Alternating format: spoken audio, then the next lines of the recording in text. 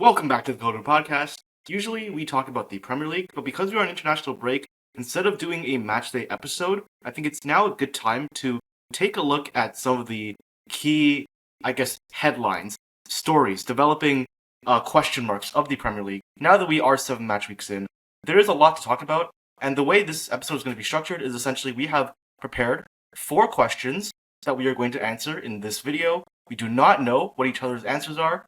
And in addition to that, we have both each independently brought an additional question that we are going to be presenting to the other person, which we do not know about. So I do not know what Swapdo's question is. He does not know what my question is.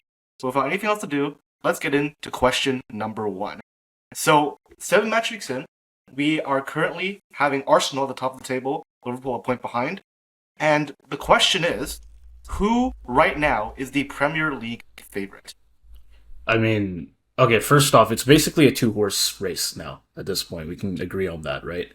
I know Arsenal's odds have jumped ahead of Liverpool's. We did have 2 losses in a row, but it's still on Opta anyways. It's like 44% Arsenal, 31% Liverpool. And then the next closest is City, which was like 15% odds. Surely worse than last season when they were a point or 2 behind us at this point. They're a lot further behind here. But like we've said before, these 3 teams, they do have like depth very much on a tier above everyone else.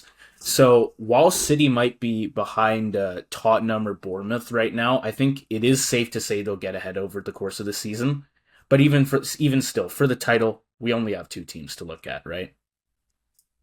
Yeah, I think it's pretty done and dusted. And honestly, I'm really happy about this because we had, at one point, 4 titles in a row being won by Manchester City. Yeah. And the reign of Pep Guardiola, terrorizing English football, destroying the beauty of the game with his robotic, mind-numbing, tactical, mathematical, formulaic football. We have finally brought, possibly, the Joga Bonito back. Because that Liverpool victory last year in the Premier League, I think, was a big turning point. And now with Manchester City, no more KDB, no more Kyle Walker, obviously Sergio Aguero long gone. This is not the team that Manchester City once dominated the Premier League with. They're at least now having to contend with everybody else.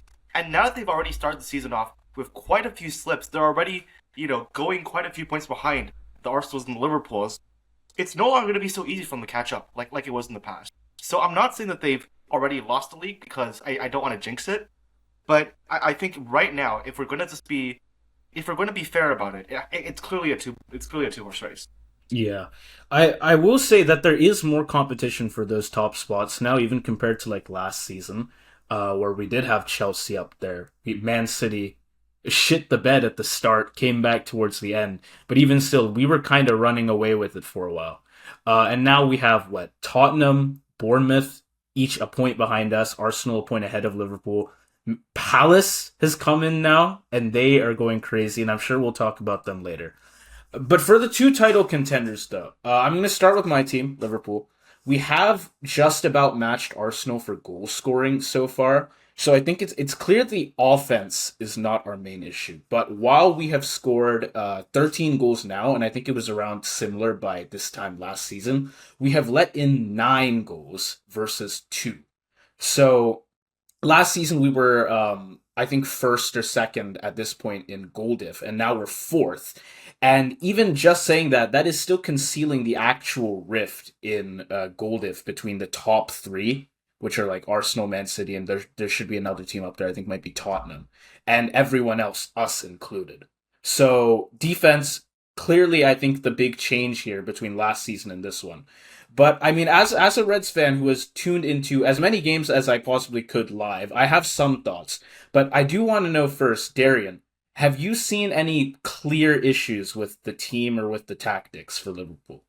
Okay, I have 2 answers to that. One, big picture and one smaller picture. On the big picture, I'm just saying, they have the 4th best GD so far in the Premier League. They have 9 goals conceded. Just for some context, a few teams that have conceded less goals than them so far is Bournemouth, who, by the way, just had their entire backline ransacked. We have Tottenham under their new manager, obviously a big resurgence, more defensive solidity there. Crystal Palace, Everton, Sunderland, Man City. There's a lot of teams here that I would say should not be more defensively solid than Liverpool, and yet they have been.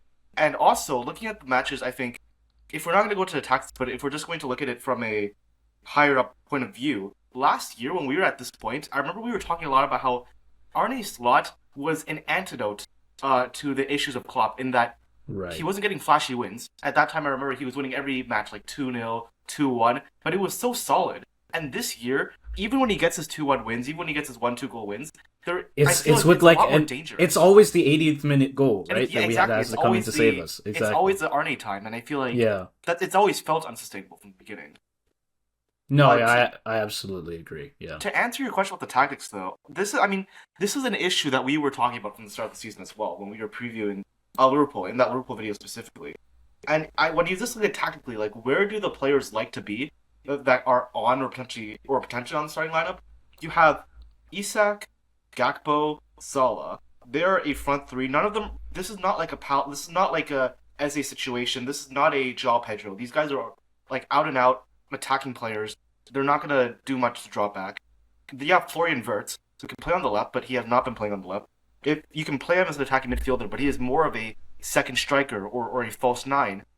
And then you have in the midfield. That means you have to play a double pivot in order to cover the defense.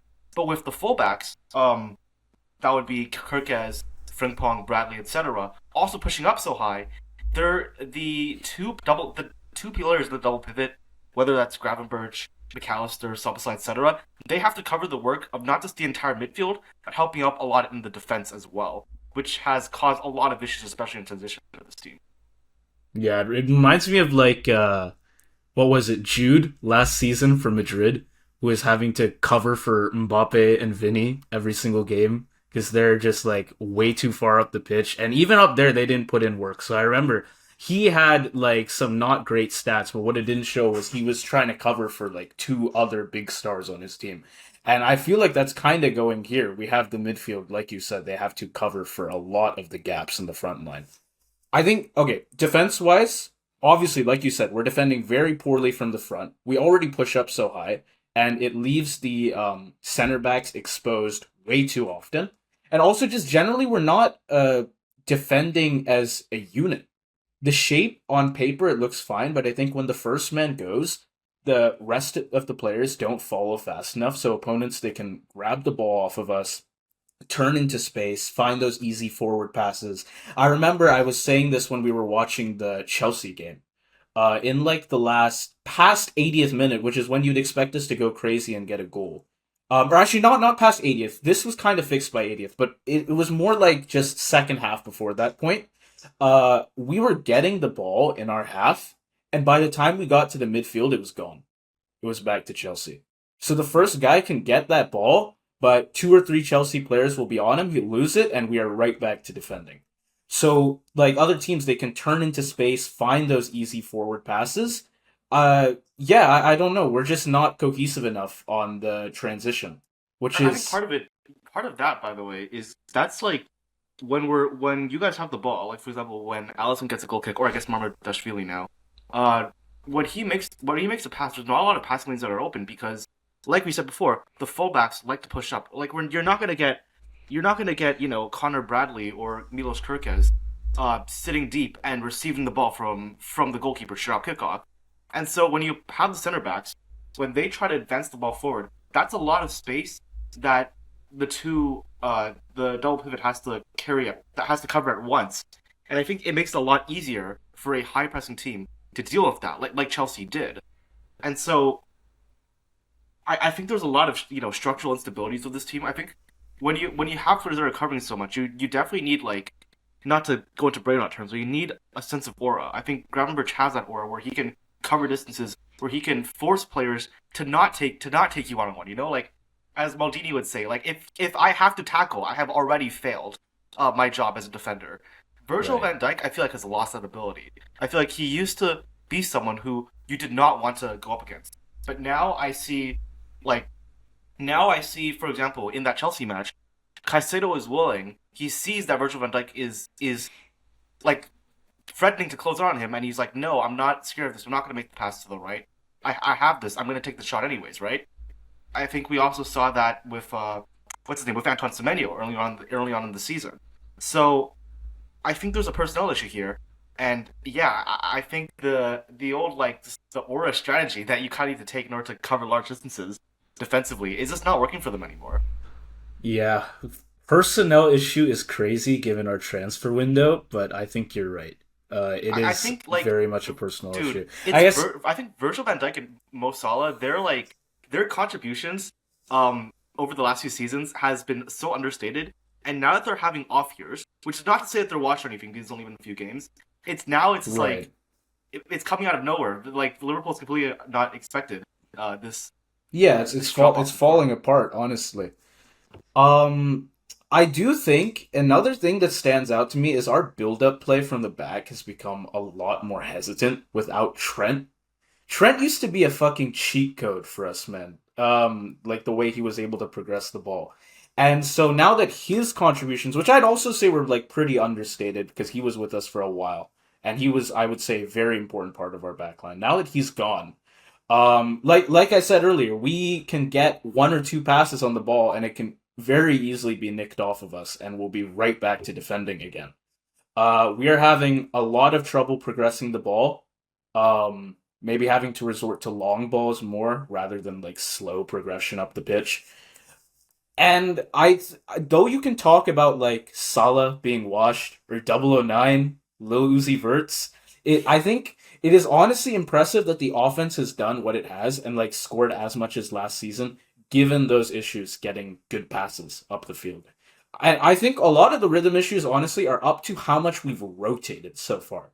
7 games into the league, and Slot has made 8 changes to the starting 11.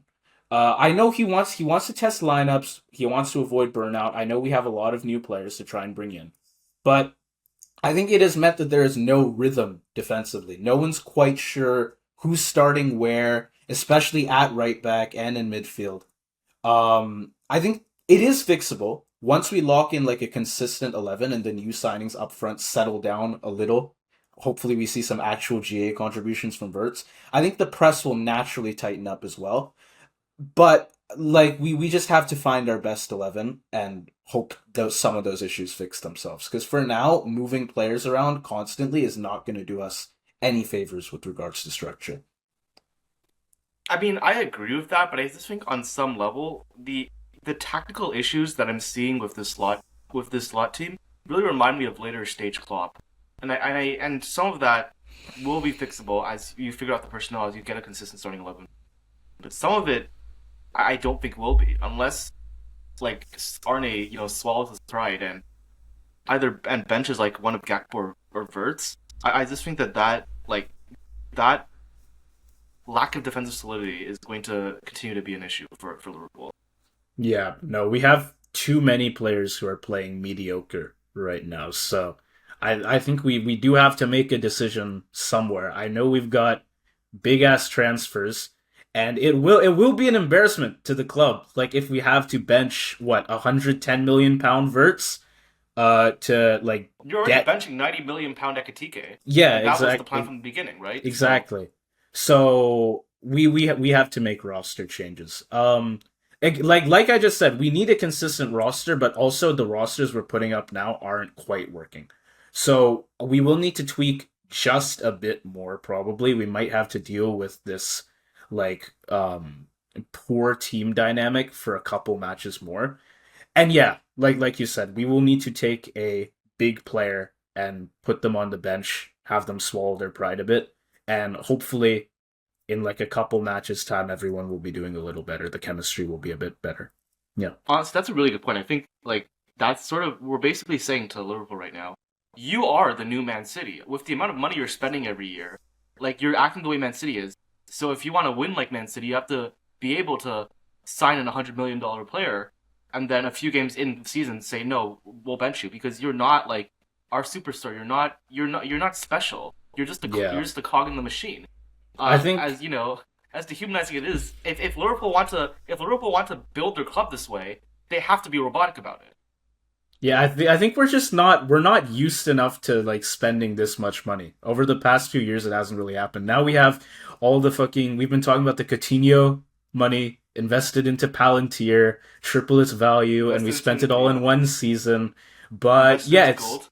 right, exactly. Crude oil from Saudi. Yes. It's not quite worked out like we want it to, and I think we just have to like have some confidence in and make some actual changes to this roster. As embarrassing as it might be to bench a very big, very expensive player or someone who has performed very well for us before, think like a Gakpo, I think we have to make one of those big decisions. Yeah. Or Well, we will be playing mediocre for a while. that brings us to the other team though. I think on paper there were a lot of concerns from people that Arsenal was going to drop into irrelevancy this season under the weight of a inevitably resurging Man City and a Liverpool that was spending out of control and and seemingly destined to just keep getting better and better. But I think Arsenal's transfer window last this summer maybe it was overshadowed. I think we both agreed from the get go that it was smart spending. They were fixing the holes in the system that they needed, not only with obviously Victor Gyökeres, but signing Eze just fits so well with the chemistry, fits so well with the team. Players like Zubimendi, Norgard, not only strengthening the defense, but giving them more depth. Yes, not at the level of a Liverpool or a City, but at least I think less and less do Arsenal have the issue as we get into April and May of not having depth that in the past would always just make them inevitably choke, right? So I think Arsenal, to their credit, have actually fixed a lot of their mistakes, and it's very deserving right now. I think that they're top of the table, and according to Opta Sports, according to a lot of the betting markets, the favorite to win the Premier League right now. Yeah, I mean, they look deeper and a lot more battle hardened between this season and the last one. It was not as big of a transfer window for them as for us, but £250 million well spent. They got their striker finally. And yeah, I think the bench really is the biggest difference, that extra depth. They can rotate half the team pretty much and still look organized and sharp. And with all the injuries they've had lately, that depth has been huge. Like Jesus has missed time, Madueke, Havertz, and despite that, they still have the fewest goals conceded in the league. Best GD, and it's not just defensive stability either, because they have structure as well, something that, like we said, Liverpool have been missing lately, which allows them to control games for long stretches. They don't look exposed. Like we were talking about literally at the start, compared to last season's games, Liverpool's wins look a lot less secure. Arsenal's games look pretty secure so far. And even when they're not at their best, like against Newcastle, they still manage to grind out results. So at their worst, they are still at least getting like gritty wins like we have managed for much of the season. But then at their best, they are very clear winners in a lot of these games, in all of the stats, in the eye test as well. It looks pretty good for them right now. They look very solid all around. I will say, I think from if you're just looking at the stats, you're just looking at like bird's eye view. Everybody on the Arsenal squad has improved a little bit, but I think we have to give credit to the defensive midfielders. Zubimendi has been excellent. Moreno has had to step into roles because of these early injuries, and he has been excellent. Norgard has done his job. He has Premier League experience, and he has fit well into the system as we both predicted. And what this has caused is Declan Rice does not have to be as defensive anymore. Martin Odegaard does not have to be defensive anymore. And those were and Odegaard last season, everybody said that he had an off season, that he was washed. You tell me now. I think Odegaard has improved already, and I think it's no coincidence. I think Declan Rice has become more consistent already, and that's no coincidence. I know that those two players are injured right now, but just having that like defensive ability and being able to have players like a Moreno, for example, who can play defensive and offensive, it just gives them, like you said, a lot more depth, and it makes them a lot more consistent. Oh, and also makes them a lot more consistent as that offense too, right? Because now we're talking about, you've brought Eze in, like he can play as a midfielder or a left winger. You still have somebody, for example, like a Martinelli or a Trossard, who was not the best, but now you don't have to play him every game. You can play him by his strengths based on who the opponent is, right? You don't have to play Saka every game anymore. So I think that makes them a lot more consistent because part of consistency is not just, somebody can do the job over and over again every game. Part of consistency is being able to have a tactical system, have the right players, the right profiles to play well no matter who your opponent is. That's consistency. Yeah. And like I said, like you said, the defensive midfield, even just the backline, has looked great for Arsenal. Letting in I think versus us, who we have let in way more goals so far than we did last season. Arsenal has probably let in less up to this point. I think the one recurring issue for them is finishing. They are getting lots of chances, and I would say they're still. Really? I don't know if I disagree. I don't know if I agree with that. Really? I mean, yeah, they're. I don't think I do. Okay. Because I think there are these games that they look very dominant, right? And they do create a ton of chances, but I don't know that their score lines quite reflect that. What match would you give me an example of what match you would be talking about? I think they could have done better against City, for one. Okay. Yeah. I mean, on some level, I agree with that. I think, I guess they could have done better against City, but I don't think that's so much like lack of finishing. I think it's like struggling to deal with a low block, which is still an issue at Arsenal. Yeah, that's fair. So maybe that's a misdiagnosis then. But they could show more dominance in some of these games, though I can't if I was an Arsenal fan, I don't think I could complain too much. I guess you can always say that, but I would. But right. This is the same argument you would have made against Slots Liverpool last year. Like, you're only beating insert mid-table or lower-table team 2-0. Like, come on. Yeah. I mean, I think I know Gyökeres has gone a few without a goal now, but even with him, Arteta, he clearly backs Gyökeres and his work rate. I think he's on record saying that Gyökeres helps the team a lot even when he's not scoring. He is great with pressing, good hold-up play. He's central to the press when they're pushing up the ball. So even though the attack, it's not way improved over last year like their defense is. I think they've handled it well. The rotations have been pretty good. I know Arteta had to make a bunch of changes midweek when they had a cup game, and then when they played West Ham, they still had a pretty comfortable 2-0 there. I know it's West Ham, so maybe we can't get too much out of that game. To be fair, it's Nuno's West Ham. That's also true. We don't have Potter's West Ham anymore, so that's not as bad. But yeah, I don't know. Even though the attack is not improved on the level of the defense, they are still doing just about on that level. Honestly, really? Okay.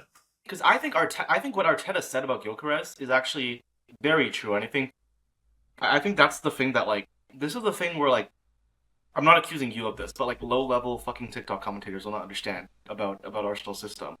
And it's last year, the reason why Arsenal became so cookie cutter, so easy to defend, was not because part of it was Saka was obviously off parts of the season, but fundamentally it wasn't because the players weren't good enough. I think it's because Saka was the threat. He was that guy. He occupied all the defenders' attentions.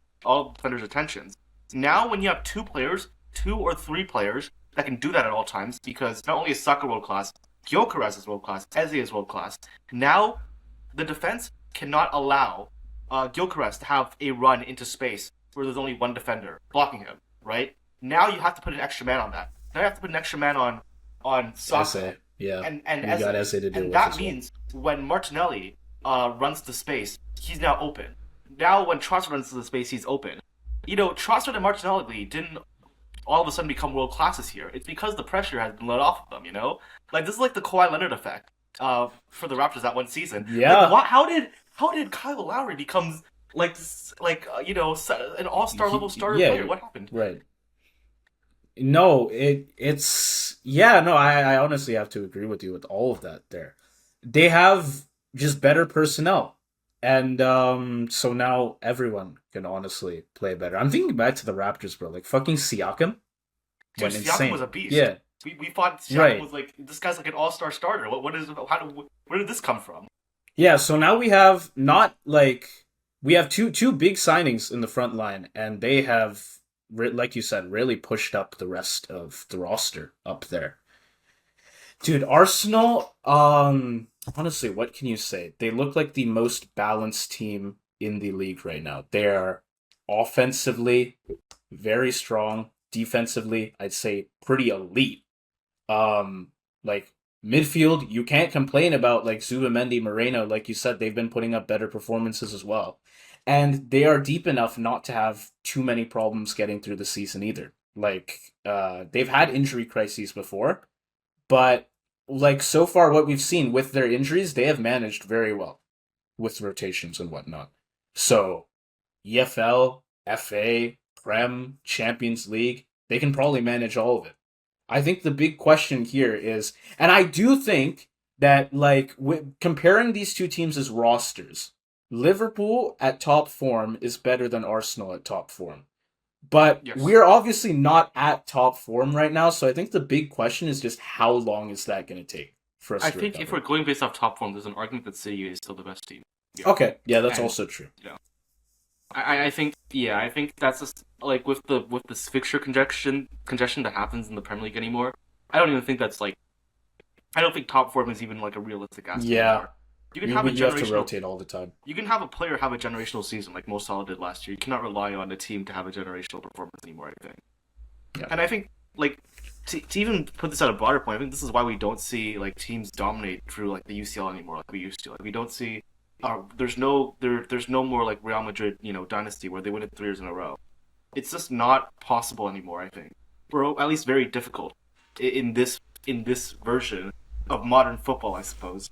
And like Arsenal, like we still have I think you could still say maybe they have less depth, but I feel like they have solid backups in like every position now. I don't remember who their backup. Who's their second keeper? Is it like Bernd Leno? Leno's Fulham. Leno's Fulham, bro. Yeah, Sorry, Kepa is. I know they signed someone from one of the mid-table teams. Yeah. They signed Kepa from Bournemouth. Kepa was Yeah, off my of bad. Bournemouth, right? Yeah, but I think I just look like we fought. For example, we thought Lewis Skelly was a sure starter, but Calafiori has proven that he has consistency. He can bring in the long balls like Lewis Skelly does, and he has defensive consistency. Nobody is safe, and I think the fact that everybody has a little bit of pressure on them at all times is really healthy for this roster. Yeah. Okay, fair enough. I mean, what would you say, ignoring all the other teams, because I know Man City is somewhat of a threat. Besides them, like, all the other teams are given really low odds to win. Between just these two, Liverpool and Arsenal, what would you say are the odds here? So basically, we're saying like, if I knew that one of them was going to win the league, what's the odds of one was the other? Pretty much, yeah. Ooh. Ah man, I think. See, I'm inclined against Arsenal because they've choked the last 3 Premier Leagues. Right. But I think Yeah. if we're gonna be logical about it, the reasons why they choked that, I think just do not exist anymore. You cannot make an argument. They're largely There's still solved this at this issue, point, their right? big issues. And I don't think Liverpool is as good as it has been as they were last year. Right now, they can fix the issues, but there's still going to be structural issues there, and there's no guarantee that they'll fix those issues. City could go Still on a not at top generational run form. at any time. Yeah, they could. They could. But I think if I'm going to be reasonable, if I'm going to not put any emotions into it, if I'm going to try to be as objective as I can, I think Arsenal have to be the favorites right now. I would say 55 Yeah. to 60% That's fair. Arsenal, and the rest Liverpool. If assuming obviously that we're neglecting any other clubs. Yeah, I'd also give it like a 55-45. It's pretty reasonable. Yeah. Okay. I mean, that's kind of crazy because Arsenal have not won in like 20 years, or more than 20 years at this point. Yes. And What was it, like 02, 03 maybe is when they around there, or maybe 03, 04. That or 03. I thought it was 03 or 04. Yeah, but or whatever, maybe 03, whatever it 04. is. Yeah. That would be a massive turning point because that's showing that like the Premier League is like the Farmer League's accusations would be absolutely dead if Arsenal Right. won the Premier League. Dude, this year. you can't be talking about, at least right now, if you're talking about Farmer League, Bournemouth is in 4th place, man. I don't If you're think. talking about Farmers League for who is my question. Yeah, Who's the farmer right We now? have- Because I don't. we see a have farmer. too many teams up here competing right now to say that anyone can be farming. Yeah. Okay. Speaking of the other teams up there, though, I guess we have our second question now, which is, besides presumably Arsenal and Liverpool, who I think safe to say will be first and second in either order, Who else do we think makes the UCL? Well, I think City is also safe though. Like City's gonna Right. finish top 5 Yeah, that's true. because they Um, still have that depth advantage. That's gonna yeah. be a big factor as the season I goes will on. say, because they have less than half the winning odds of Liverpool or Arsenal, but Opta gives them like almost 5 times as high a chance as the next few teams, which I think are Chelsea and Palace. It's 13 points in 7. It is, like I said, a weaker start than last season, but even after that historic slump that City had not long after the last match day 7, they still made it back to third to end off last season. So even with like they have had some draws and they have needed like a late winner or two in this recent stretch. I think City though can expect to stay in clear contention for UCL. I think they will be safe in those Champions League spots throughout. I don't expect them to drop down like they did last season. And they could be in contention for a little while for the league title, though I don't expect them to win, but they could stay up in those spots for a while. If Rodri's injury from the last game had turned out worse, I might have touted the idea of a worse finish for City. But assuming he does stick around and Holland also just keeps banging in goals, I think they will be a staple of the European race, as we've come to expect from them. And I'm just going to say they finish third again. Yeah, I think even if they don't finish third, I just don't see how they will fail to qualify for the Champions League. Do Right. you know what Opta says their odds are of making top 4 is? Because I think it's got to be over 80% still. For top Even as four, yeah, if you were I to think add up so. the places, I think it would be minimum 80. I think so. Even as like their odds of winning the title are now really shrinking. Um, it's actually 68%. So we should remember that the way the Opta works, UCL is only top 4 and not top 5, which like most likely it is any given season. But I think Man City are practically a lock here. And Yep. I mean, I don't want to spend too much time on them because the point of this question was that the reason we're asking this is because there's a lot of other teams that could occupy that fourth and fifth spot. Right now on Opta, fourth, they're still saying Chelsea, and by a very tiny margin. So their odds of winning the title is 2.82. The next team, their expected points at the end of the season is only 0.1 more than the next team. Their odds of winning the title is only 0.05 more than the next team. Their odds of making top 4 is only 1% higher than the next team. And this Yeah. aforementioned next team is Crystal Palace, despite losing Eze, despite almost losing Gahey at one point. Gahey as well.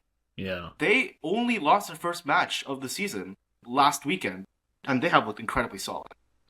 Yeah, So dude, they've been flying so far through from the end of last season as well. Like you said, last team undefeated in the league had a. I'm pretty sure within the league they were about to hit 20 matches unbeaten. In all comps they had well exceeded that, and in those games, they scored 28, conceded like 11 or 12. They had many clean sheets. And also, a bunch of those games were against Big Six teams as well, which, to be fair, some of them underperformed last season, i.e., Tottenham, Man U. But I don't think they really even accounted for most of the streak. Like, a lot of, when I'm saying Big Six games, a lot of that was against us. And they have performed well consistently against us. yeah, Um, they lost to Everton, two away, to be fair. I don't think they'll flip to losing right away. But now, with the Conference League coming to play, I do think we'll start to see them falter from time to time in the Prem.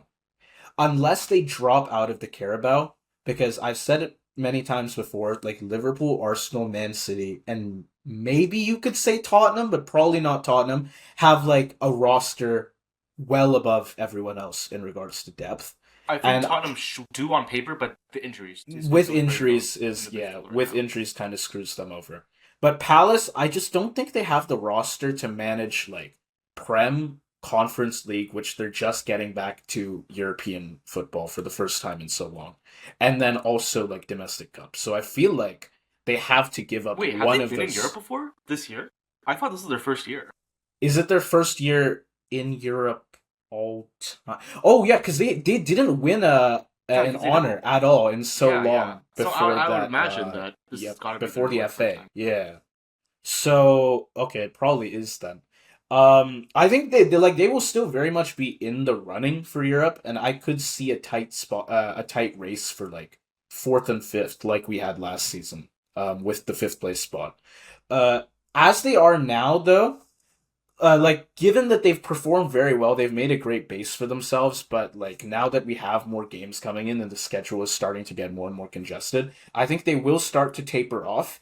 And I'd probably have them finishing fourth to sixth. I'd say if I want to pick a specific spot, I'll have them just finish fifth. And like you said, Prem tends to get 5 UCL spots, so I think they can very much make UCL.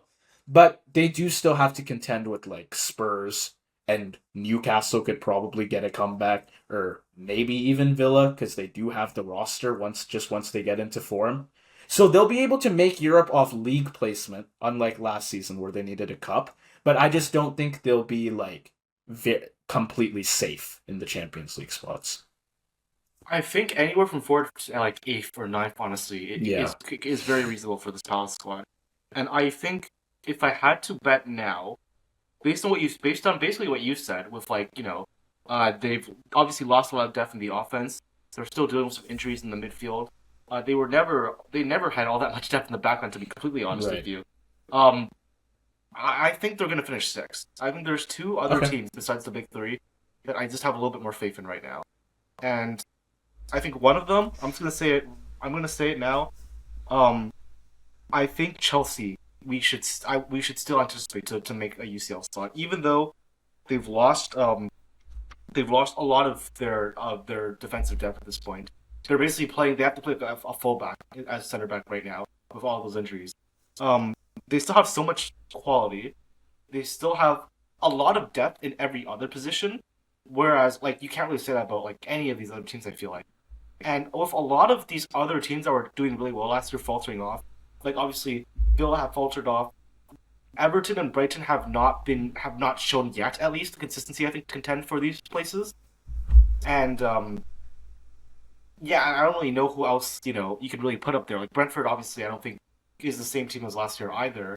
Right. They look like they're right there, in my opinion. They're right there to still finish fourth or fifth, and just with like Cole Palmer's going to come back soon enough. With João Pedro, like there's just too much. There's just too much there, I think. Yeah, I mean, when we were doing our last episode going into that Chelsea Liverpool game, both teams were on not great form. I think I called them like injured giants.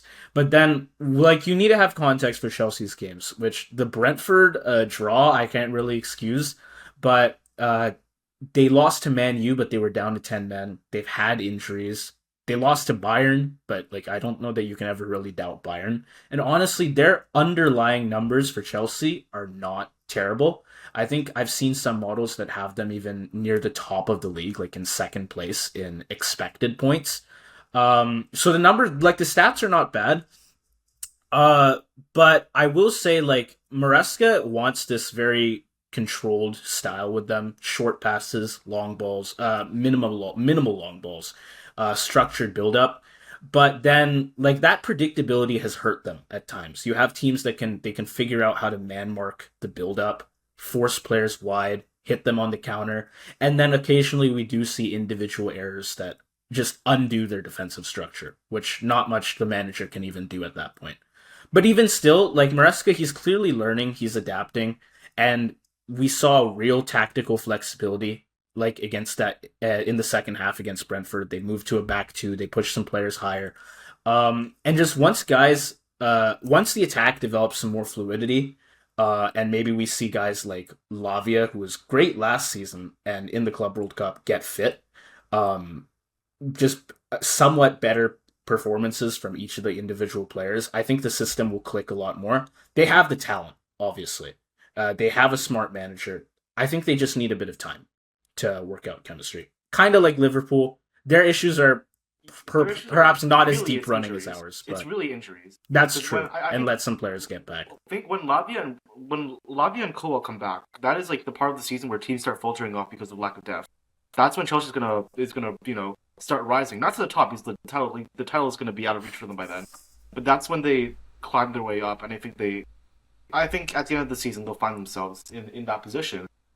But my other team that's gonna actually finish fifth, this would have shocked me at the beginning of the season. But despite all the injuries, I have to say that um, right now Tottenham have really impressed me. Yeah, yeah. Thomas Frank is doing great work at his new job. It was obviously not a very agonizing game to start, but even in that first Super Cup game, the team showed real dynamism and it has continued into the season. Because, like, whereas Arsenal and City, they've had wins where they were pretty dominant throughout. Liverpool, we kept things level and we found our, like, late winners, 80th minute plus. Tottenham, they have gone into losing positions and pulled back points several times so far. There is real resilience in this squad. Frank has praised their mentality, especially given like the changes they've needed to make due to various injuries to big players. I can't blame Frank for liking this squad. It is pretty weakened, but they are doing as well as they are right now. So just imagine what he's going to be able to cook up when more of his players get back to the team. I think, like with Chelsea, we could see them hold up some strong performances throughout the season. Like they won't quite taper off. In fact, they might even start to perform a bit better. And I think we have to say that the reason the reason I have Tottenham and Chelsea finishing fourth and fifth is because last year, right, Newcastle started off weak, but they climbed their way back into a top five position. Nottingham Forest started off strong, but they tapered off at the end. It's really about who can play the long game and who can play well in April and May. Like that's what decides, I think, who ends up in the top five. And just like when Chelsea get their injuries back, they'll have the depth and it will show. The same thing is true for Tottenham. When when some of the midfielders start coming back, that depth is going to show. And I think there's a good chance Tottenham gets knocked out of the Champions League early. It seems that like right now Thomas Frank clearly is prioritizing the Premier League over the Champions League, which I think is a fair choice. And yeah, I just think that when you look at the other teams, I expect Bournemouth to have somewhat of a fall off at some point. I think Newcastle has not been as consistent this year as they were last year. They're still figuring out how to deal with this new with the new personnel they have. Aston Villa has had to drop off. I think that Tottenham have put themselves in a very good position.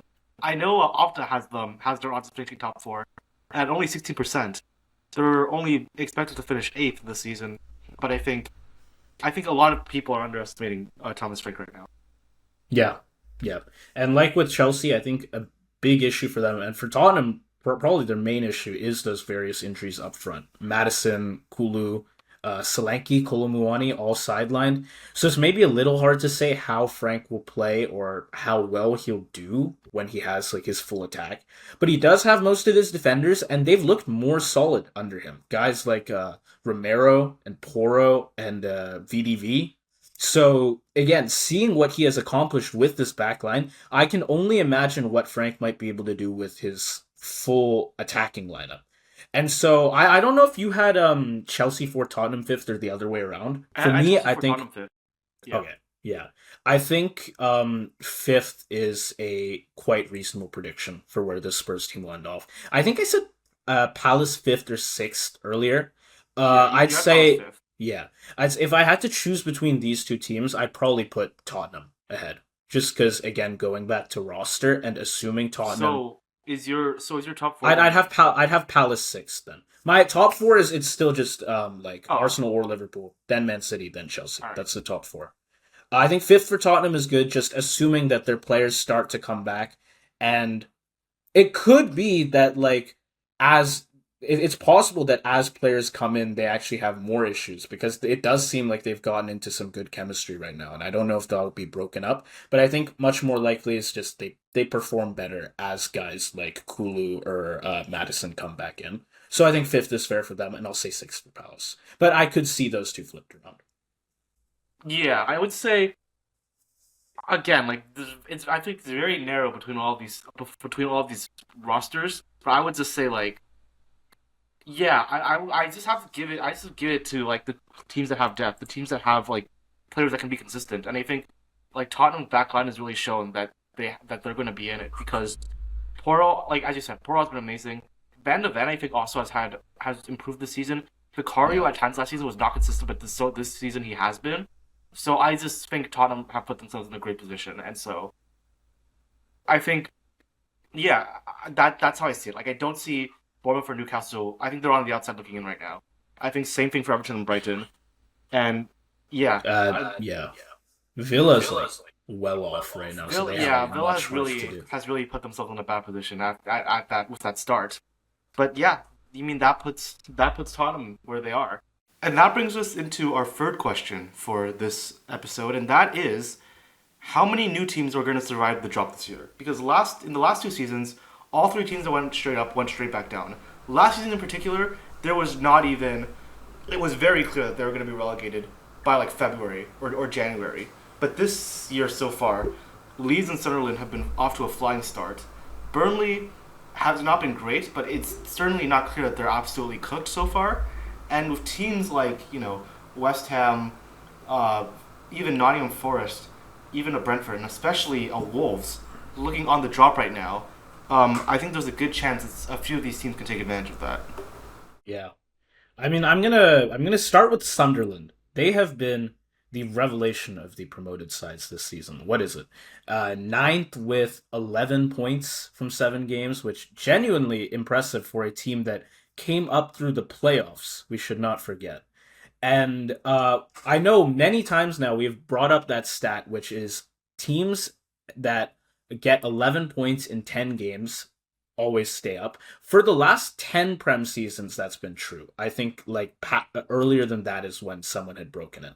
But I might have an even better stat, maybe a bit late to bring up now that we're on match day 7. But I found this from Sky Sports, which is that in all 33 seasons since the Prem began, back in 92, 93 or 91, 92 was the first season, no team that's earned 8 points or more from their first 5 games has ever been relegated. Sunderland did hit that mark. They did that. They did that. So history, regardless of whether you go off that BBC 11 points in 10 games stat or you want to trust Sky Sports, regardless, history is on Sunderland. It's not you. It's not you trust or not. These are just facts. This is yeah. It's just it's not right. I mean, Regis Labrie spent big in the transfer window as well, and it is showing because they have built a physically pretty dominant side, incredibly hard to break down defensively. The eye test backs up the numbers too because they look organized, they're confident. I mean, you have Shaka here with this team that is just imbuing confidence into all these other players. And I just think they look like they belong at this level. The Prem has been sorely missing Sunderland. We've been missing the Tyne and Wear derby. And it looks like we will get it for at least another season because at this point I think it would take a catastrophic collapse for Sunderland to end up in a relegation fight. They look strong right now. It does not look likely right now because the issue with these newly promoted sides, especially later into the season, is that depth issue. But for a newly promoted side, Sunderland's depth is amazing, I would say. Like they have obviously not like an Arsenal does, of course, but like relative to their position, they have actually done a good job making sure they have good backups in every position.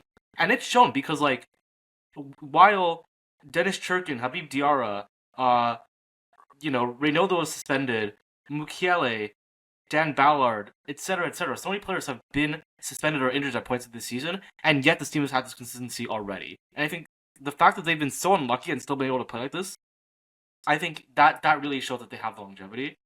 And I'm just going to say it outright. I don't see how Sunderland get relegated. Yeah, I think they will be mathematically safe pretty soon, like maybe mid-March or like early April. They'll be good. Because they're not just surviving; they are really competing in the middle of the table. I could see them going a bit further up, a bit further down, but I think they'll be safe right around where they are right now. Like I mean, they're 10th, like, dude, they're right now. They're like, less than they're like a goal differential off of Europe. Right yeah, exactly. So, I mean, so far it is like the best performance from a promoted side in years. Maybe since Wolves qualified for Europa in what was it, 1819? Yeah. Like it is the best we have seen. Wolves or a Sheffield, I think. Right, it has been the best we have seen in a while, and so not only do I think they will stay up, but I think they can do so quite comfortably at this point. Yeah, I see them finishing mid-table, honestly, because just like I said, I think they've been unlucky actually with how they started, and so regression to the mean, sure, but I think on the other hand, you would expect them to get better just in theory, and so yeah, I don't see. I think they're competing with like so many of these squads. I would say there is they do seem like one of those teams that could suffer the same fate as Sheffield. You start well the first season, they go down next year. But for this season, I just don't see it. Yeah. Okay, then I guess we can go on to Leeds, who they did come up as champions, and they're not doing as well as the third place team out of the championship, but they are doing quite well for themselves, I would say. 15th, which might not sound spectacular, but for a newly promoted side, when we have had those last 2 seasons where teams just get dumped into the relegation zone right off the bat, this is a solid foundation. Fark has Leeds incredibly well drilled. They press aggressively even in tough away matches. They stay organized. They stay competitive, keep in the game against top sides. And that discipline will matter over the course of the season. And I'm gonna bring up another stat because I have another one here. Their current pace projects to, I think it's like 43 or 44 points for the season. And with that sort of points tally, promoted teams have stayed up for the last couple seasons. So Leeds are at least at that survival threshold right now. They don't have any superstar talents. I do rate players like in Mecha. There's no one big on this roster, but what they do have is good squad depth. They've got experience and they've got cohesiveness, like with their tactics. You know, the higher, like buy anyone who's above 6 foot. That strategy, like it has worked out for them here. That approach has worked so far, and so they don't really need flashiness to save them. They can manage with just being like pragmatic in their games. And as so long as they avoid like a prolonged losing streak, like 5 or 6 games without a win, I think they should be pretty comfortable. I project them to finish like 13th to 15th in the season. They're not going to be at any point contending for Europe or anywhere close to European spots like Sunderland is. But they will be safe in the bottom mid-table, and I think they will be well away from the drop zone by the time the season ends. I think that... See, I disagree. I disagree that they're going to be comfortably safe. Okay. Because the main issue with this squad I have right now is finishing, and they just remind me of Leicester City last year. Because remember, Leicester City, right? I don't think it was in the relegation zone at any point last season until like late December. And once the drop happened, it was fast, and by the time they recovered a little bit, it was way too late. And I just see Dominic Calvert-Lewin has not done it for me. Lucas Emencha, as great as he was in the championship, not in the championship. What am I talking about? As great as he was in the Bundesliga last year, there's a step up from that and the Premier League. And so I just think this team is missing a finisher, and that's really gonna hurt them.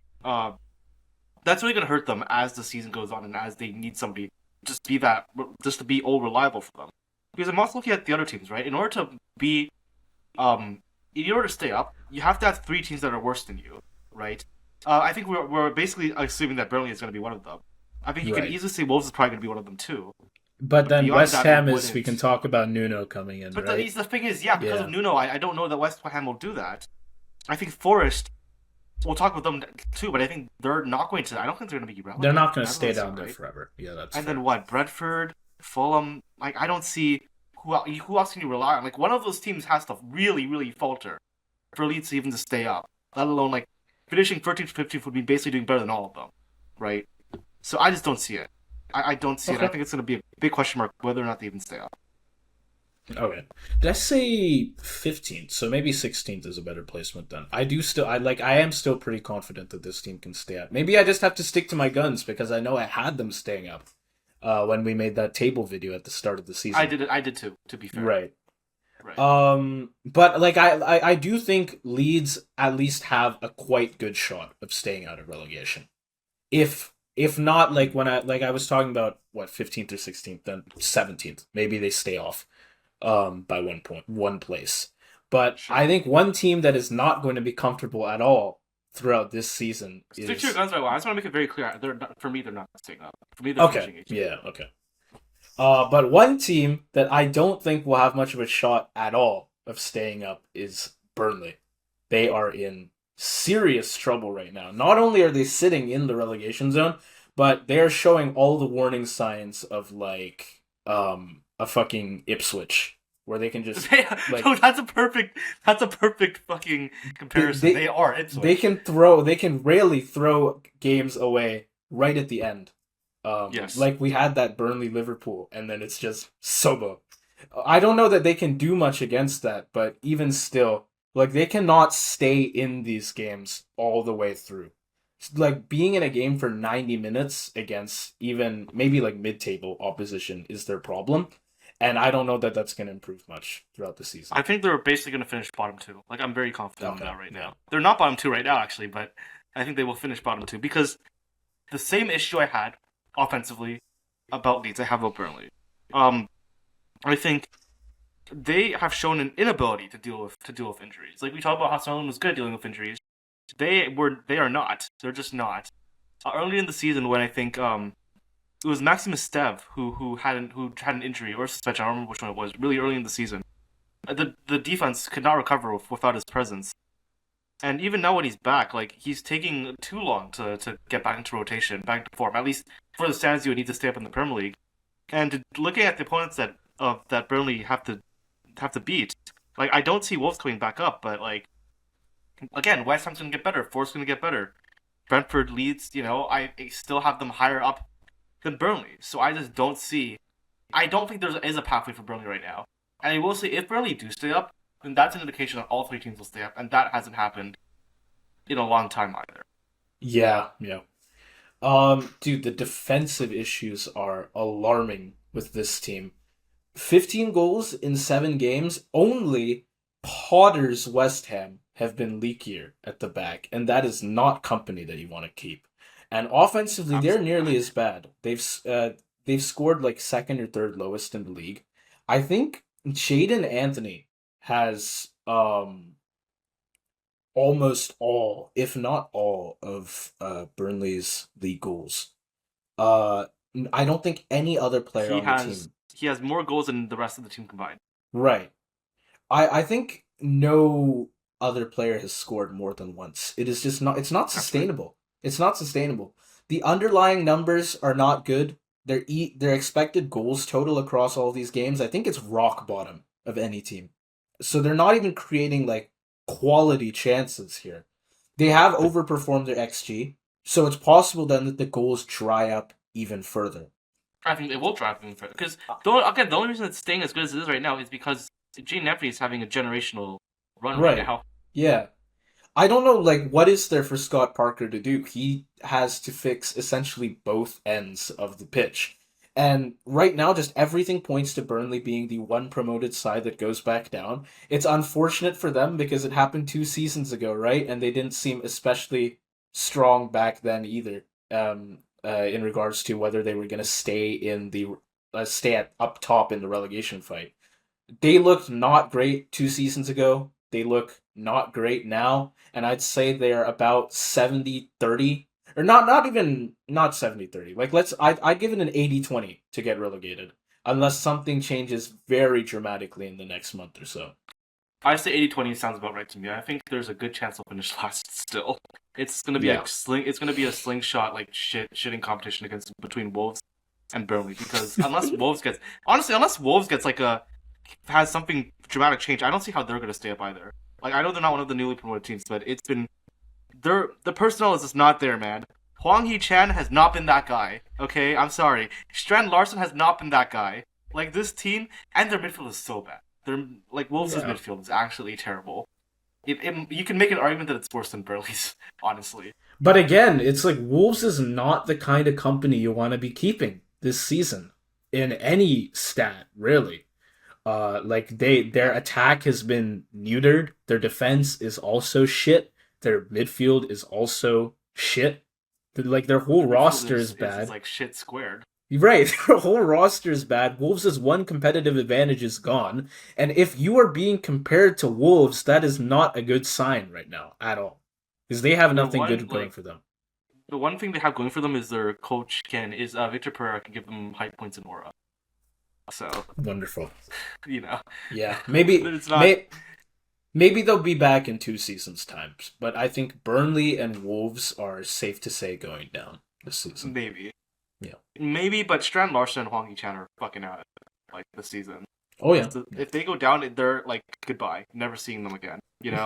Like hopefully, fucking Aroko there and fucking like John Arias can save you and bring you guys back up eventually. But that is what it is. I feel bad for John Arias, by the way. Like amazing Club World Cup performance comes to like what he expects to be a mid-table team in the Prem, just absolutely gets fucking bomb wrecked. And we thought Strand Larson could save them as well for this season, like maybe get them something. No, absolutely not. It's not worked out at all. Okay, I guess that's promoted teams covered. Yeah, probably. Yeah. I think at least one is guaranteed at this point to stay up. Is what we're saying. Right. Okay, then I guess our next question is recent management appointments. How are they looking right now? Well, I'll tell you one person who's not looking good. As of today, there were rumors that the one and only Antoine Semenyo is potentially out because the Nottingham board is already searching for a replacement. Basically 1 month into his tenure. Yeah. And it seems like, man, the Nuno into Ange into Sean Dyche pipeline is potentially coming true, and it's not looking good. It's not looking good at all for Ange Postecoglou. How many matches in? He's played 7 games. 7 games. This 2 draws, this would 5 losses. Be and it's like I'm trying to think what are the fastest Prem sackings. Like this would be decently. I know there's been some that have only lasted like a week or two, but Ange is like he's not looking good. He will be up there on that table. Forest are 17th in the league, which is the same position that got Ange sacked from Spurs last time around. So yeah, well, Spurs at least won a Europa League, but right, yeah. And he's not even gonna get a second season to save his reputation at Forest, man. I think the switch to Ange ball has unsettled the squad a bit, especially at the back. And Ange, he keeps insisting the performances has been fine. He is unwavering. No. They haven't. Fine. What are you talking about? What is this guy? You can't fucking brainwash. We were watching the games, and you can't. Come on. Like what? He is like Amrin levels of gaslighting the media. He is unwavering in his confidence in his style. But at some point, dude, results have gotta. I know he said they've been wasteful in front of goal, which I can somewhat agree with. They have created okay chances. And no. But the reason they've been wasteful is because they fucking signed because Gibbs, White, and Hudson do not fit the system, and you brought in Dan and Doy to play Nuno's build-up, fast transition system. Right. And now you're now making him do this bullshit. It doesn't work. Yeah, no shit. It does not work at all with the style. Are not being clinical, man. Come on. At some point, results have got to take preference over these moral victories that Ange is finding to excuse the lost points, man. And you're saying he might get fired now? I mean, it is international break, yes? So... The reports are he could be fired soon. He could be fired, in the next few hours between he could be fired. He could be fired before we finish this video, man. You never know. I'm gonna keep my phone notifications on in case he gets fired while we're recording. As we record, he took a big risk coming to Forest after Nuno's successful run last season, where they just tapered off at the end and they still got Europa. So he has shoes to fill, and right now it's not paying off. His style is going to take time to implement. And while I don't think Forest are going to get relegated, I don't think they have the time to make a recovery in the Prem.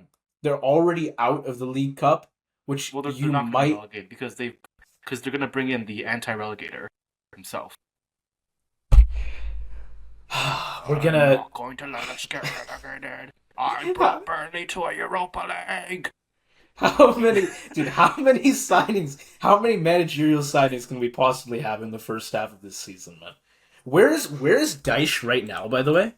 Nowhere. Yeah. Okay. Great. Bring him in. No, no. That's the rumor. He's going to be brought in. Yeah, because he got let off at Everton, and so he didn't move anywhere then.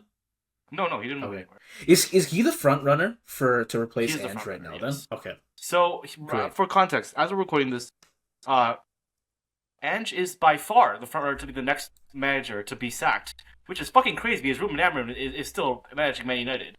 And Sean Dyche is the rumored person to come in. I think he is like a Nuno type of character.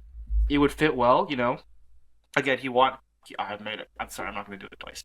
I can't do it twice. But you know, I think he's a perfect fit, man. I really think this man would cook at Nottingham Forest. It's just can Marinakis get away from his Greek pride, his hubris, as you could call it. I don't know. Forest, they're already out of the League Cup, man, and you might think that that could take some pressure off of them, but then that's just balanced out by the fact that they have 1 point from 2 Europa games, so they're just fucked in another competition now. And the international break does give him a chance to reset a bit, but he needs wins immediately, or this is going to spiral out of control, and he'll be out in like a month after signing. They need they need to just get Sean Dyche now, bro. I don't think. I think like every match you keep him in here, you keep him in here for, the chance increases that you might actually somehow get relegated, which is a worst nightmare case scenario. You have to make sure that doesn't happen. Dude, like the year maybe is chalked off for Nottingham. You cannot get relegated. I just think this is such a bad fucking look for Ange, bro. Because like I said, he's not getting a second season. He can talk about I always win. Look for the board. It's a bad fucking look for it's a bad look for everyone at this team, bro. Yeah. Terrible. How about then we talk about who Ange got kicked off of the team for him to come in? Because we have Nuno, who was just brought in at West Ham, 3-year deal to replace Potter, who had a disastrous start to the Hammers season. It was 1 win, 4 losses in the 5 games before he got sacked. Yes. But yeah, Nuno, what do you think? Can he turn this around for the Hammers? Too early to tell. But potentially. That's fair, because in the Everton match, I think they looked fine. The Arsenal match is not going to give us any more information. Honestly, the next 2 games, I think, are just going to be very telling. They have a home game against Brentford, and they have an away game against Leeds. And I think if Nuno can get 2 results there, which he very well can, because Nuno is a very solid manager. He actually fits the West Ham system well as well. Then they're going to be safe from relegation. Leeds is going to take their spot, and they'll finish like lower mid-table, about where they actually should be based on their skill level. And so, I don't think there's too much to say about Nuno, honestly, so far. But I think it's like I'm cautiously optimistic about West Ham now. Right. I think Nuno, he will be like he's good at building like disciplined teams, defensively solid, that can counterattack decently well. I mean, look at where. Oh, sorry. Go ahead. I was just thinking like that's good for this job that he has now, because his immediate priority is to fix that leaky back line, and I think he can get them organized and restore some confidence defensively, and that would be massive progress from the chaos that Potter left behind here. Mm-hmm. Okay. I feel like there's not much else to say about this. Yeah. There's good potential. Yeah. What about Keith Andrews? Keith Andrews? Oh man. Dude, it's hard to say, because like Brentford have been stripped of their best players. Yeah. And I don't know who could you compare him to? Like it's Brentford, Bournemouth, and Wolves that all had massive roster changes. Their best players going off to like all the Big 5 leagues, just the top teams in the Big 5. And they have had like those 3 teams have had very different outcomes. Because Brentford, they are near the relegation zone for now, but I think like they've done well enough as of recent that they can, like, they have good odds of staying out of it. Definitely, they have the depth to not get relegated, I will say. Yeah, for sure. And Bournemouth. Oh, sorry. Yeah, no. Yeah, actually, I was just gonna say, because with the 3 teams, Bournemouth are way up there. They're way overperforming right now, and then Wolves are just in the fucking dumps. So that just leaves Brentford in the middle, and it's like I don't know what to say with the players that they lost. It's like it's a decent performance. I can't say Andrews has done really. This team will not be relegated. That's what I will say, because yeah. What I've seen from them against the Chelseas, against the Uniteds, is that they have the one characteristic that every stereotypical lower mid-table team that doesn't get relegated is, and that is the ability to counterattack. They're amazing on the counterattack. and that's gonna stay as long as Thiago and Diego Orocho and and Kevin Schade stay in this lineup, they'll be fine. Yeah. And yeah, I mean, I think Keith Andrews has been fine. Like, I guess this is about what you would expect from Brentford. I would say they could potentially have gotten relegated if Burnley and if Wolves did not look as shitty as they do now. Right. But with that insurance, I think they're pretty solid. I think like it'll be them and Leeds that are maybe Leeds that are in those spots, like fighting for those spots just above relegation. Yeah, Maybe, I don't maybe think they'll. actually, yeah, maybe Brentford can have a bit of a breakthrough, but I think it's like a so-so performance. It's not exceptionally good. It's not exceptionally bad. I can't really complain with Keith Where they Andrews. are right now is I think where they're going to finish actually, 16th Yeah, place. that's fair. They need proper signings before they can expect to get anywhere above this. Yeah. All right. Anyone Well then, else to cover? I don't. Not really. I mean, Yeah. There's so we'll much keep you can touting say this, about obviously. Amarim, but Amarim's not Yeah, really a new signing, but he is we still talked very about much on the chopping Cameron ad block. nauseum. I kind of don't want to at this point. There's Yeah. like, listen, as new managers come in, we're gonna have more to talk about. We're gonna keep, um, we're gonna keep updating this because this is gonna be a series. But that's all really I have for now. We'll see what happens with Sean Dyche. By the way, my voice impersonation really fucked up my throat, for a little bit there. You heard it a little bit later, but I think I'm good now. Yeah. But anyways, do you want to introduce your secret question, or should I introduce my secret question? Okay. I guess I can do mine real quick. And Alright. I didn't quite so much have a secret question as it is a like it's just an observation of mine. And that is set pieces are taking over the league in a way that we have not seen in years. I just want to throw out some stats real quick. Okay. 26% of all goals this season are set pieces. That is up from 18% last season. Yeah, it was like less than the In fifth one. Yeah, yeah. in a year, I'd say that is a big tactical shift. And of course, corner goals are up, right? Teams are clearly they're spending more time drilling these routines and training. Everyone clowns Arsenal for having a set piece coach, but this is like it's a thing now. But it's not Yeah. just corners. Long throws have Yes, absolutely Reggie exploded. Labrie is bringing it back, man. Yes. 20 goals from throw-ins was where we ended off last year, which was already a spike, but this year we are now on pace for like 30 plus. Sunderland is doing them. Brentford's been trying throw-ins for a while now, and they have players like Pinnock to refine the art. But then you also have plays like the last goal of Palace Villa. It was a Sar header off of I think a Lerma throw-in. So like even we have teams that are competing for top spots in the league this season, like Palace, and they're going for long throws to get goals. Tuchel has commented on long throws. He says they're back in vogue. And now Thomas Frank has gone from Brentford to Tottenham, so he's probably going to try and bring those sorts of plays there too.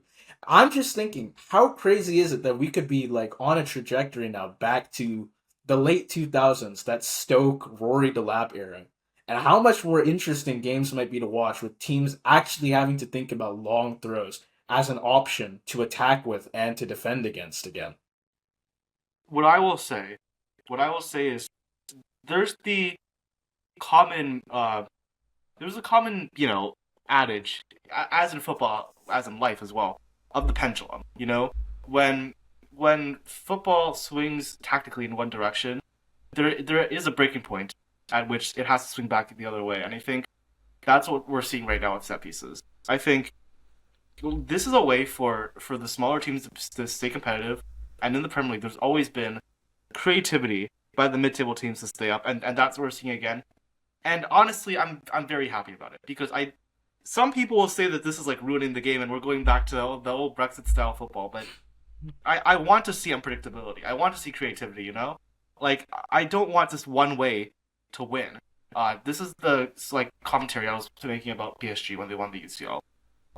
This is the anti-City sort of thing. I don't want there to be ever like one like a meta strategy where this is the one way you can compete, and anything that will stop that, I think, within the bounds of the game, I think is welcome.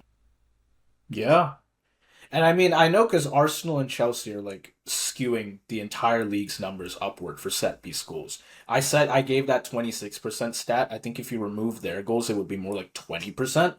But then the really fascinating thing to me is how the smaller promoted and some like of the promoted teams as well have really bought into this approach. We talk about Leeds. They built their entire summer transfer strategy around aerial dominance, specifically recruited players over 6 feet tall. It is working very well for them. They have 4 set-piece goals. It's good for fourth most in the league. They have guys like Joe Rodon and their tall forwards who are just bullying defenders on corners. Fark studied what works for survival, and he decided physicality and set pieces were the way to go, and it's working damn well for them right now, and it's working well for a lot of teams right now. It's a big shift, I think, this season. Yeah, I think I would agree with that. I would say I think like you look at Chelsea, right? They basically have this one like set piece technique. You lob it in like near post. Somebody comes in, he just heads it towards the danger zone, and then whatever happens happens. And obviously Arsenal, they've been the masters at this from the beginning. Incorporate it in, man. Like I want teams to have to be actually reflective and actually have to deal with a lot of different tactics. It's like one thing like formations, the 3-4-3 coming back in vogue was I think a great thing that we really started to see like maybe 1 or 2 seasons ago, and I'm happy that this is coming back because like again I don't want a Man City to dominate anymore. I'm happy that is ending, and whatever it takes to make that end, like good man.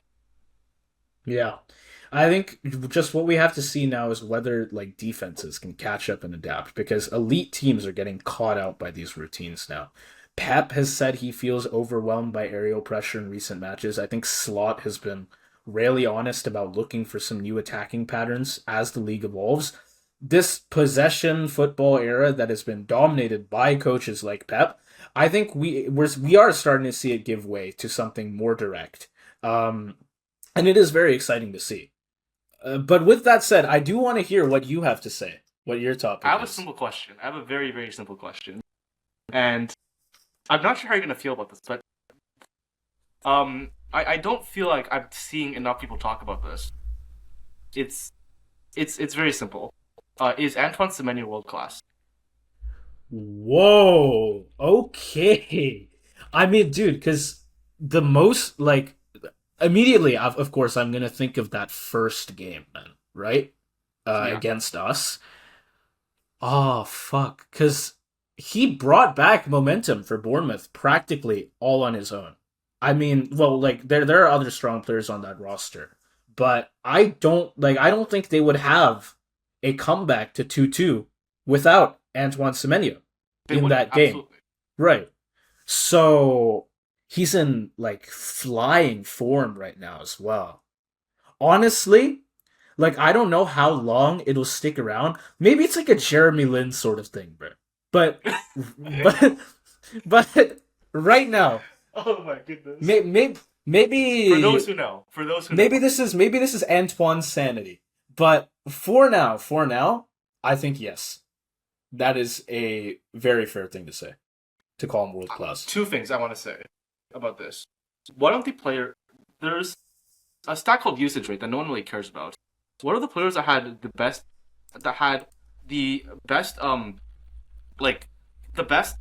positive results to goal scoring ratio last season was Antoine Semenyo. He did not have a high GA tally, but we saw how good he was for Bournemouth as one of those players in that like rotating, dynamic Bournemouth front 3, almost like a front 4 at times. And now I think with him being brought in more centrally, he is absolutely exploded. We look at that Liverpool match, for example, taking on 4 defenders. He has the cockiness. He has the audacity, and that's what is a defining characteristic in a world class player. In that last match he just played, dribbling past the entire defense for that first goal. That's having the audacity, right? Usage rate is like from basketball originally, right? It's from basketball, but it's like how offensively involved they are. Yeah, but it's one of those stats that is from basketball originally, but it's being increasingly adopted by football. Which, by the way, another innovation I think that's obviously like very good. I want like increasing more Influence creativity between in sports, how, yeah. yeah. Um, look, so this man has the second most goals right now, the second highest GA tally, and I think with the way the system works, I don't see where it stops because, again, he just fits the system so well, and it feels like perhaps a Chris Wood-esque sort of season that we're seeing from Semenyo right now. Yeah, dude, I just wonder then, because obviously we don't have Bournemouth staying in the Champions League spots, but I do wonder, depending on how many European places we get off of like Prem League standings this season, can Bournemouth make Europe? Because they are, I feel like, in the I guess they don't have position. Europe to worry about, do they? Yeah, they don't have Europe to worry about this season. I feel like they are kind of in the situation Brighton were in last season. Like This is we a difficult have, question. yeah, I'll tell you what, this is a difficult question because we don't know how many slots will England get. right. Will England get? Is it top 8 or is it top 7? If it's top 8, I think Bournemouth have a chance. I think. Dude, it's Then hard to say. Okay, who are we looking at in contention? this is what I Arsenal, think is Liverpool, this is what I Man think City, Chelsea is a right lock on now. top four, right? Here's the Yeah. the teams I would say right now have at least a slight advantage over Bournemouth for the end of the season. The big four, obviously. Right. I put Tottenham there. I still put Palace there, and I put Newcastle. That's 7 teams. Beyond that, I don't see who's better than them. So that'd be 8th. Okay. Is 8th So a European spot? Is a question mark, right? We don't right. That's something we're not going to know until near the end of the season. Was it last season? I don't think it was. Brighton didn't get anything. Last season, I think it was. It was. You're right. It was only 7. just up to 7. It was only Yeah. 7. Oh, because But you know what? Was that because of Palace winning FA? Would that be why? Because if City won it, yes. then I think there. No, you're right. That's one thing. If City won, and also if Newcastle finished 6 or 7, or if someone else like that won the Carabao, it would have also. Well, why is that? I'm sorry. Yeah, well, you're sorry. Yeah, you're right. Is that a sensitive topic for you're you? Right. You Scouser? Is that a sensitive topic? No, Did I hurt it's your feelings. no. Okay, I'm sorry. Did you not hear yourself? If Newcastle finish where? Oh, fuck you. Fuck. Yeah. You, man. Really? Yeah. We're really doing this? This is getting clipped right here. This will be a short. Anyways. You're right though, because I'm not partaking in any brainrot activities. I remember the Lenny Euro short we made last year. You want to do some bullshit like that? Go ahead. But chop chin. Yeah. Oh my god. Okay, no, but you're right, because I remember we were looking at last season like some very specific arrangements for the final match day or two of like where do specific teams got a place for this to work out. It was like with Newcastle and Villa, I think it mattered where their places were. And then that could determine whether it was Brighton or Brentford, I remember, were in contention on the final day to make 8th. And if 8th got a spot, it would be one of them to go to Europe. So I guess it is possible.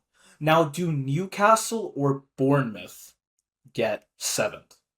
I think more likely it will be Newcastle. I think they just have the better roster. And they're not too far behind right now. So I'm gonna say they can make it back up there. I think my favorite right now is definitely for 7th, or like of the teams that are not already there, is going to definitely be Newcastle. But okay, yeah, I don't know. I think even expecting a drop off of Bournemouth, they just look so solid right now, and I think the defense has improved. Honestly, just like refer to what I said last episode. In the preview of that match is my thoughts on Bournemouth right now. Okay. Yeah. Yeah, then I guess 8th place for Bournemouth is quite reasonable. And I think Semenyo will continue to play well for them throughout the season. I mean, wasn't he really he was pretty good last season too, no? He was. I think, I looked at his stats and I was really surprised because they were a lot worse than I expected them to be based on how like good he was based on the eye test last season. But I can take a look at it right now. His GA tally in 24-25 in the Premier League was only 6 goals and 3 assists, man. Right. Which feels low for what he did on the pitch. Yeah, well, like you talk about that usage rate, the offensive involvement, he was strong, I'm sure. And he has been this season. We all saw it, man. We all saw it. I do think Semenyo Semenyo can continue to play well, but what I will say is I've actually seen some transfer interest around him lately. Chelsea, in particular. And then I've also seen... He doesn't fit Chelsea's system. Please don't. He doesn't. No. So now, like, if he does move... Well, first off, I don't... Oh, that's some bullshit Chelsea would do as well, by the way. I'm thinking that's some bullshit Chelsea would do. That's some, like, Garnacho bullshit. First off, Bournemouth are not going to be in contention for Europe, I think, if he moves. And then... Yes. Well, okay, but a move like that's not going to happen in the middle of the season. Right, yeah. Well, because if it does, this is just a hypothetical, very unlikely. Right. If it does, first off, I don't know that he'll be playing world class anymore because, like you said, he is really pushed up.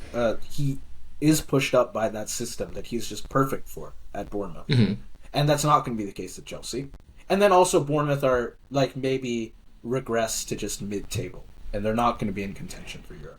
I think so, especially in the middle of the season. They won't have time to adjust, will they? But I think they will contend for Conference League spot, assuming that we do get a spot in 8th, which is not especially likely. Like, some stuff would have to work out in their favor for that. It's not that unlikely. I mean, all you need is really for, like, a big team to win, like, the Carabao or something, or FA. Right, yeah. I mean, there's a possibility... What do you know? Maybe. I mean, I would just say honestly, the odds that Newcastle and Palace were the two teams that made it. I mean, they're good teams, but like if we're just basing it off of where they finish on the table, that's actually not that likely for that to happen in any given season. Yeah, that's fair. So yeah, maybe we do get an 8th place then, and I think they will be competing for those like lower European spots throughout the season. Because, like you said, I just don't see anything, like any one thing that could happen for Semenyo's form to drop off. Right. I think the team really works around him. Well then, final answer, world class, yes or no? Yes, I do think so. I agree. Yeah. I mean, I brought up the question. Obviously, I wouldn't bring up the question if I didn't. Okay, so I guess that is all. We have covered basically like how we think the top, like the European spots are going to go for this season. Pretty much. Who stays up. Cover relegation. Yep. And managers, who stays in as well. Who stays in? Not Ange, I'll tell you that much. Not Ange. Maybe this not man Ange is fucking cooked. Yeah. Okay. I guess that's it for this episode then. It has been a bit of a longer one because it's not as structured. We've had like just random stuff that we didn't really know how long this was going to be. We haven't done something like this before, but right. You know, we'll stabilize. Like we'll figure it out soon enough, right? So yeah. So hopefully you guys won't have to be watching for like an hour and a half, much longer. But thank you for sticking around this long to everyone who's still watching. And we're gonna wait for international break to play out. Maybe we make a video, but more likely... Probably not. More likely you can expect us to see us back for the next match week of the Prem. So, yeah, we'll be back with more match predictions, hopefully pretty soon. Yeah? See ya. Have a good one.